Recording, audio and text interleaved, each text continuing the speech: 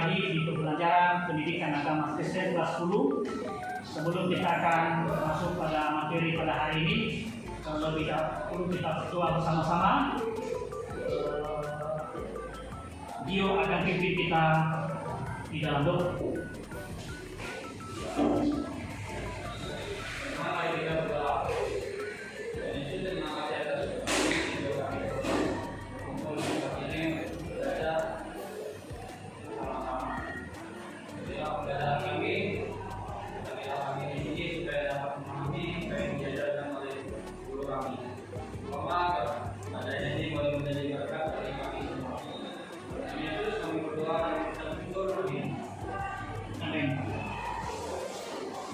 Hari ini kita akan belajar tentang Roh Kudus membaharui gereja.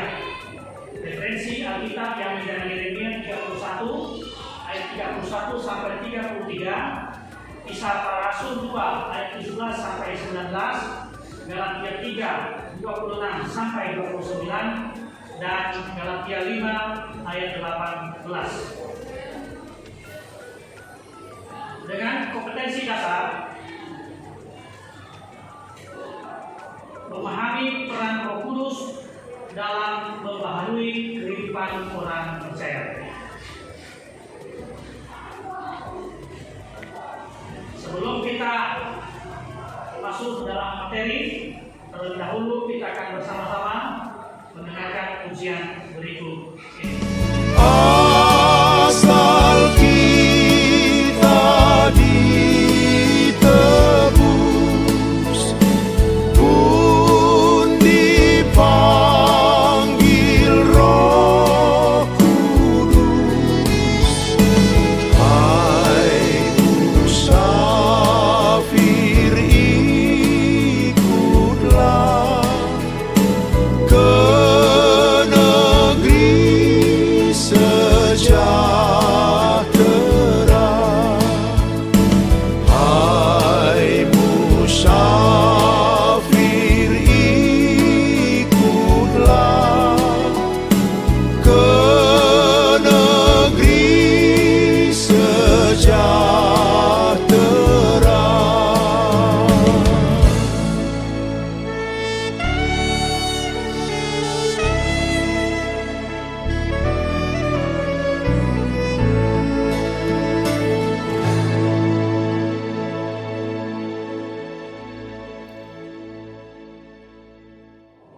Pada sekitar tahun 1160, ada seorang laki-laki bernama Peter Waldo mulai mengajarkan kehidupan Kristen yang sangat mendasar.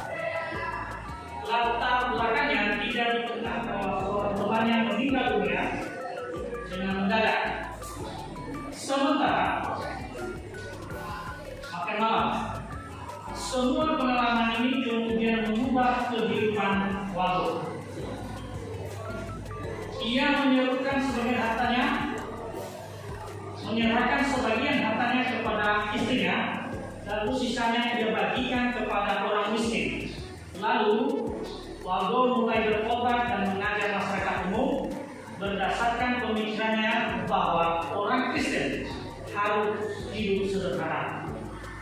Kamu tidak dapat mengabdi kepada Allah dan kepada Mammon, katanya sambil mengutip Matius 6 ayat 24. Peter Waldo adalah mengapa gereja harus diperbaharui. Ini yang perlu kita ketahui bersama atau pelajari pada hari ini.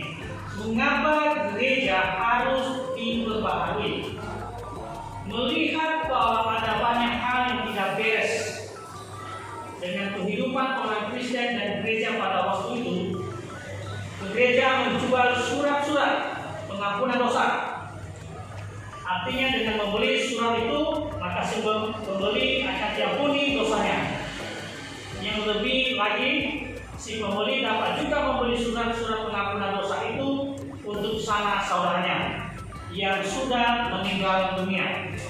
Ajaran ini tidak pernah diajarkan oleh Tuhan Yesus yang mengatakan bahwa iman kita yang menyelamatkan kita.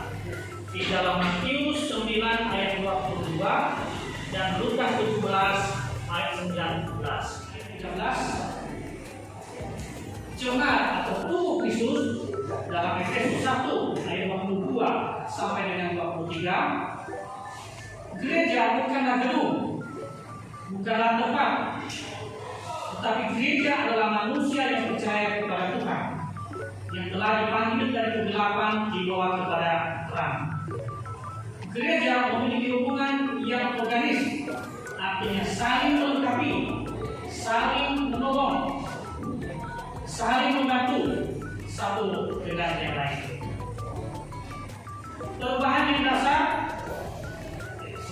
yang dahsyat jadi pada waktu gereja perdana terbentuk adalah dalam Kisah Rasul 2. Dikisahkan apa yang dialami oleh para murid Tuhan Yesus pada hari Pentakosta, yaitu hari pencurahan Roh Kudus, di mana para murid adalah orang-orang yang sederhana. Kebanyakan dari mereka adalah nelayan, umumnya berpendidikan rendah atau yang disebut dengan tidak sekolah, tidak seperti kita saat ini sekolah. Orang-orang Yahudi menganggap diri mereka lebih baik dari orang lain, atau yang biasa juga disebut dengan istilah inklusif.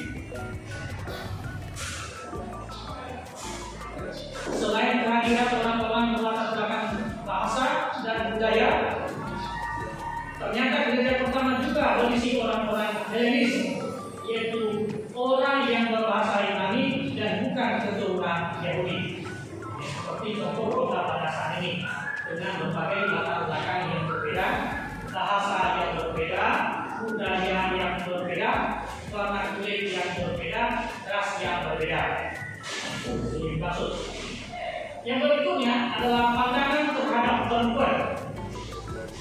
Seorang wanita yang juga berperan penting dalam membantu pelayanan Rasul Paulus ialah Lydia. Pada masyarakat Yahudi itu, perempuan sama sekali tidak mempunyai peran penting dalam kegiatan gereja. Artinya bahwa perempuan itu hanya bekerja di rumah saja, membantu di rumah. Jadi tidak diperbolehkan perempuan itu bisa memimpin satu organisasi. Salah satunya misalnya gereja, tidak boleh. Jadi dianggap bahwa perempuan itu hanya bekerja membantu suami atau bekerja di rumah, tidak boleh keluar. Untuk saat ini tidak ada lagi seperti itu, kemudian dilempar dengan batu sampai dia meninggal. Namun demikian, peristiwa kebangkitan Yesus dan berperang Roh Kudus ke atas, mereka telah menghasilkan perubahan yang dahsyat atas diri para murid.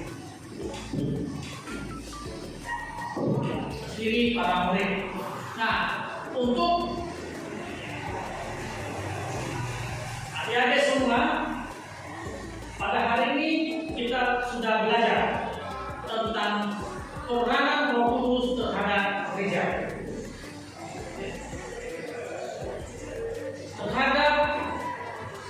Bagaimana peranan Roh Kudus terhadap gereja? Saya ulangi lagi bahwa gereja itu adalah kita, manusia yang sudah dipanggil dari dosa, dari kegelapan, dibawa kepada terang. Gereja bukanlah gedung, gereja bukanlah tempat. Gereja adalah kita yang sudah percaya kepada Tuhan Yesus Kristus, menerima Dia sebagai Tuhan dan Juru Selamat kita. Ada yang mau ditanyakan?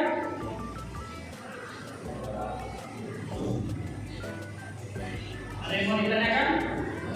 Baik, jika tidak ada, silakan ambil bukunya. Kita akan kerjakan tugas. Ya. Seperti biasa, tulis nama dan jurusannya. Yang dapat kamu temukan dalam bacaan Kisah Para Rasul.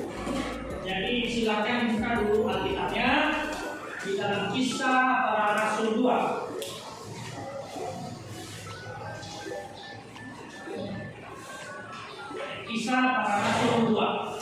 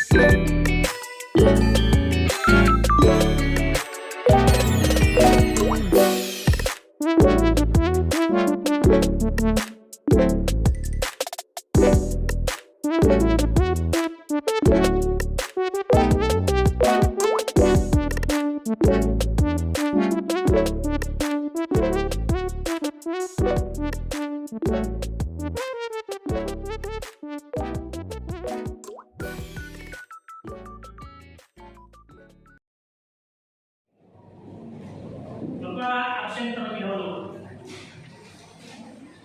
Valentina, Yogi, Mansam, Esra, Gilbert, Esther, Gio, Joshua, Rio, Nicholas, Wendy, Andika, Marcella, Niki, Okta. Oke, hadir semua ya. Demikian pembelajaran kita pada hari ini. Tuhan Yesus memberkati kita semua. Shalom. Shalom. Valentina akan pimpin kita di dalam doa. Tuhan pimpin kami dalam perjalanan. Tuhan pimpin guru kami dalam mengajar kami. Berkati juga teman-teman kami yang akan pulang. Terima kasih Tuhan. Hanya ini doa yang kami sampaikan kepadamu. Haleluya. Amin. Amin. Terima kasih. Selamat siang. Siap Pak.